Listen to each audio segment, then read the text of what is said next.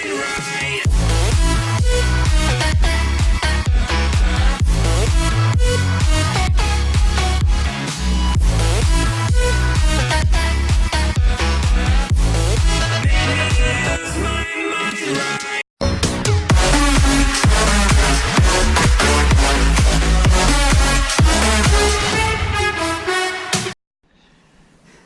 ora koutou, I am the Casual Kiwi and this is my Trickstar deck profile, which will be featuring a build focused around Cup of Ace.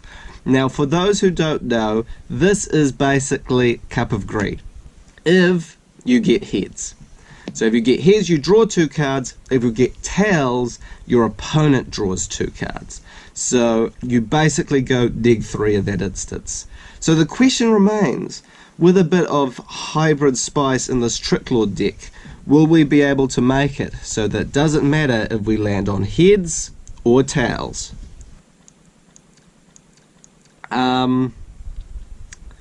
So without further ado, let's head into the profile.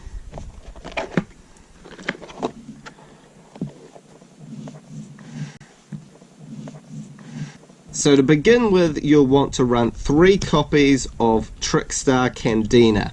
Now this is a staple 3 of an any Trickstar deck. When it's normal summoned, you're able to add a Trickstar card to your hand.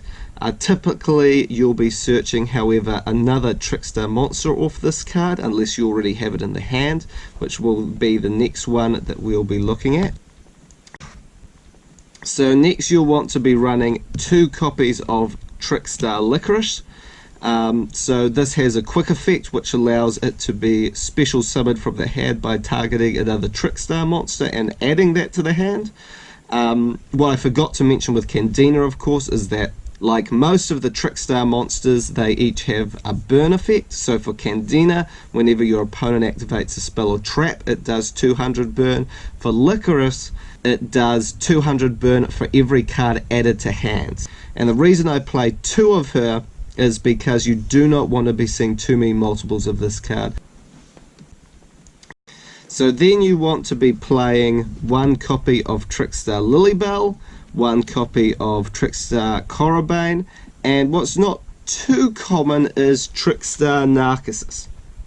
So Trickstar Lilybell is basically a mixture of recovery card and a free special summon. Because when it's added to the hand, except by drawing it, you're able to special summon her.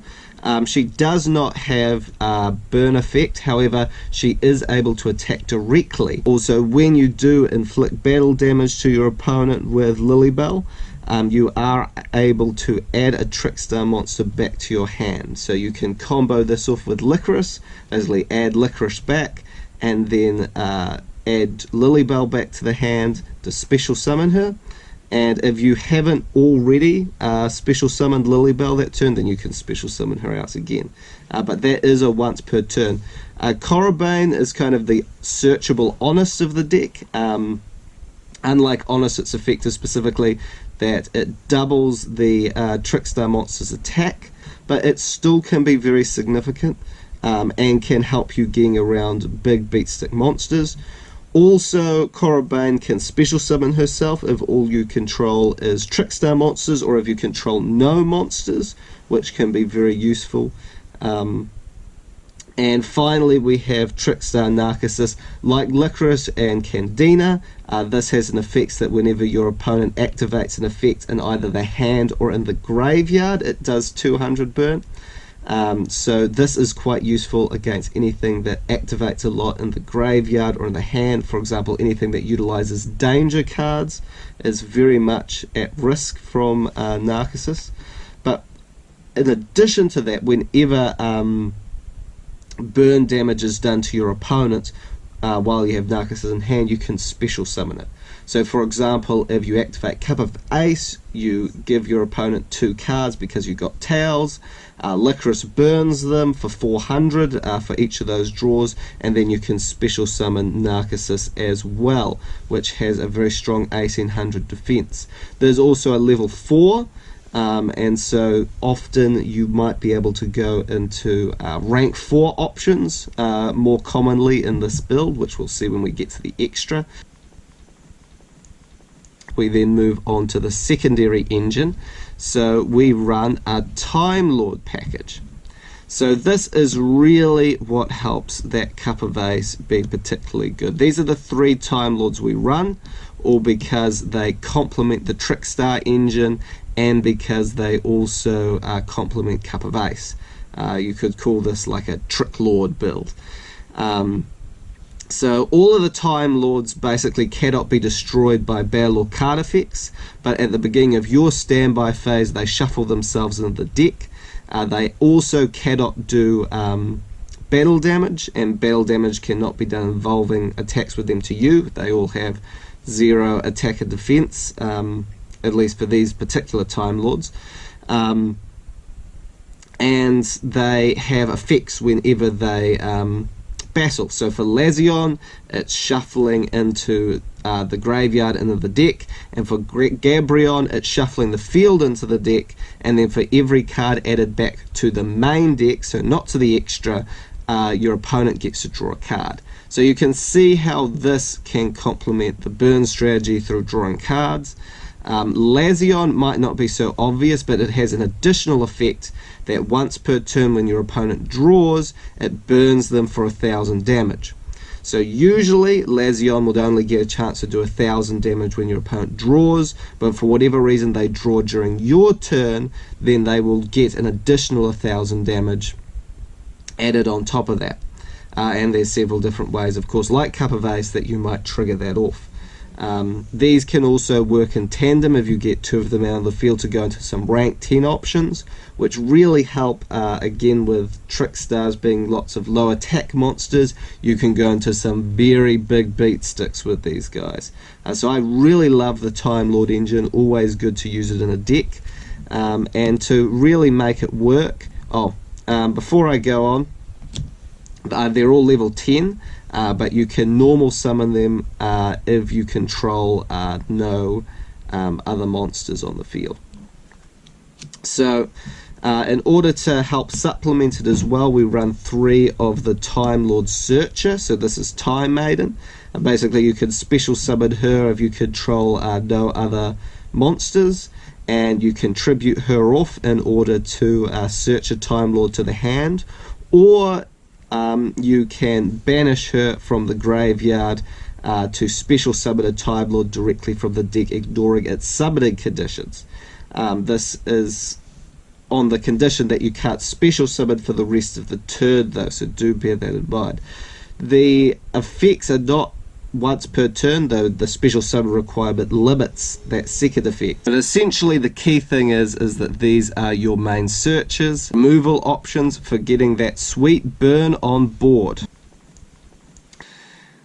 So that's basically the Time Lord lineup. Quite small, quite compact, which is very handy because it means that you're able to run some of your additional options like your Droll and Lock birds to be able to go for that Droll and Lock combo. Too good a combo to leave out when you do have that searchable reincarnation, so still important to have that option in the deck. Then you want to run 3 Eater of Millions. So Eater of Millions, very useful in the deck. Then of course you want to be running your 3 Cup of Ace. So the key thing with this is, again, you know, your deck is built around the fact that if you draw, then that's fantastic, more resources to play around with. If your opponent draws, then they're going to take a lot of burn damage, or it won't matter because you're going to banish their hand anyway and prevent them drawing. So Cup of Ace is a very underappreciated card. It's basically something that is not once per turn. It does not remove any of your resources from the game. It's also a lot of fun to play. There's not a lot of coin cards that I'm a huge fan of, but Cup of Ace can really add some excitement while still not necessarily destroying your game strategy. And I really want to showcase this because I wanted to show that it didn't just take really gimmicky decks which play things that like make sure that it always lands on heads to be able to function as a really quality card and a useful part of a strategy that can actually be taken to locals or to a regional level and still compete. So then we'll be running 3 Trickstar Light Stage. So again, this is why the Trickstars are so powerful as a core, and that like Trickstar Light Stage can also search any Trickstar monster. It can't search the spell and trap cards, but usually this is still really helpful because you can get to Candina that can search out the spell and trap cards. It's also not once per turn, so if you open up with multiple copies, then you just search multiple Trickstars. It also provides some protection against back row. Another thing I forgot to mention is that this is a card that can inflict an additional 200 damage for every damage that your Trickstar monsters do, so it just makes all of your burn a lot more damaging. Then you want to be running 2 Terraforming to search out your field spell. Not too much to explain there. Then you want to be running 3 Call by the Grave. Again, this can just be a very good general removal option. So then we run 2 Celestial Transformation. This is part of the reason it's a lot easier to get into rank 4s. So you can special summon 1 fairy monster from your hand. That monster's attack is halved. It is also destroyed at the end phase. This is very popular in Time Lord deck profiles because you're able to go into multiple Time Lords, do a lot of their effects, and then overlay into something like Gustav Max to burn for 2k, or into other rank 10s. But because your Trickstars are also fairy monsters, you're able to use this to special summon your Trickstars as well. The key reason you'd be doing that would be going to a rank 4 play, because while the Time Lords would survive the destruction effect, the Trickstar monsters would not.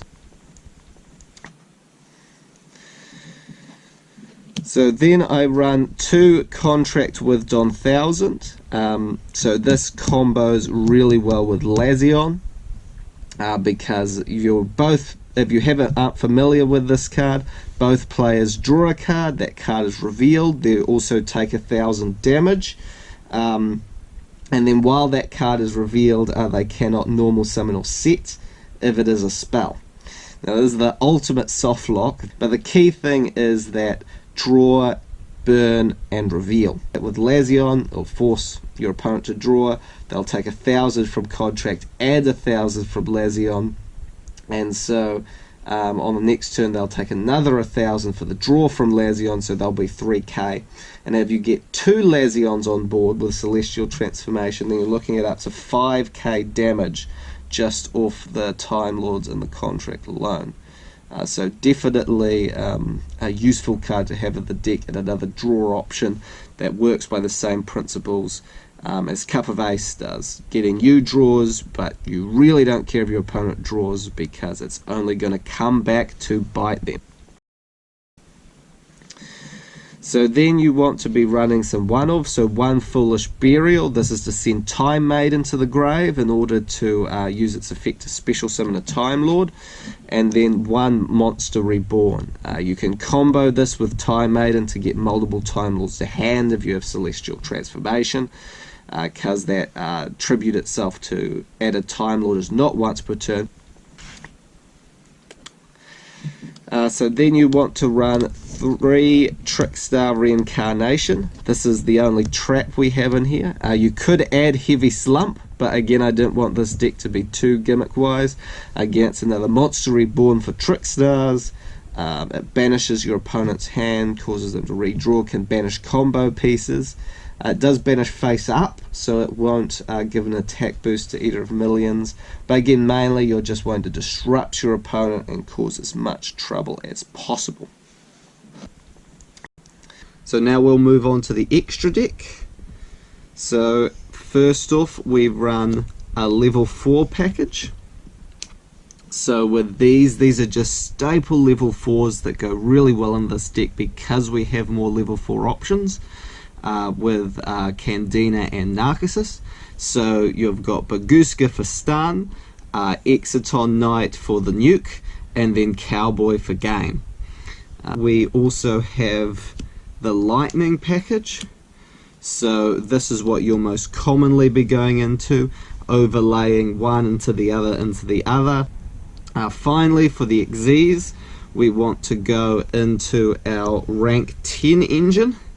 So we will have the Gustav Max, the Super Dreadnought Rail Cannon, and the Super Dreadnought Rail Cannon Juggernaut Lebre, which is the one that you overlap on top of one of these, using this one for burn. And if you want to use this one, you can either use it to protect this card from any card effects, or you can transfer that to another monster if you think that's more important. But usually you'll be going into this for the burn, and then this for the OTK, or the big damage, because you can detach a material to bring this up to 6k attack, so it can be really quite powerful. So that's the first part of the extra deck. So first we'll be running 2 staple Link monsters. So we'll have Link Karibo and we'll have Borlo Dragon. Then we run some Trickstars. So we run the Link 2's Holly Angel and Crimson Hearts, which is the Bloody Mary over in the OCG. Holly Angel is okay. It can be situationally good for when you're going into time, just to get some quick burn on board. Crimson Heart gives you a lot of draw power. If you're about 2,000 life points ahead, you can discard a Trickstar to draw 2 cards and have your opponent draw 1 card. And if it's a little bit closer than that, you can have your opponent draw 1 card and you draw 1 card, but ideally you want to be ahead on life points when using that effect. And then finally we run 1 Trickstar Foxy Glove Witch and 1 Trickstar Elfendium. The cool thing about Foxy Glove Witch is that it just requires 3 fairy monsters, so you can use your Time Maiden or a Time Lord to go into this as well, and it burns your opponent for 200 points for every card they control. And if it's destroyed by battle or card effect by your opponent, then you float into one of your Link 2s and you get to burn them for 200 for each they control all over again. So very handy. Dolphindium is more as kind of like kind of getting a big beat stick on board. It gains 1,000 attack for adding back banished Trickstar cards to the hand for up to the number of Link monsters that your opponent controls. Again, not too often you'll be going into either of these, but it's just really good to have those options there. Thank you so much for watching my profile on Trickstar Cup of Ace or Tricklord. It's been really fun doing this. It's been an interesting deck. So without further ado, ngā mihi for now and good night.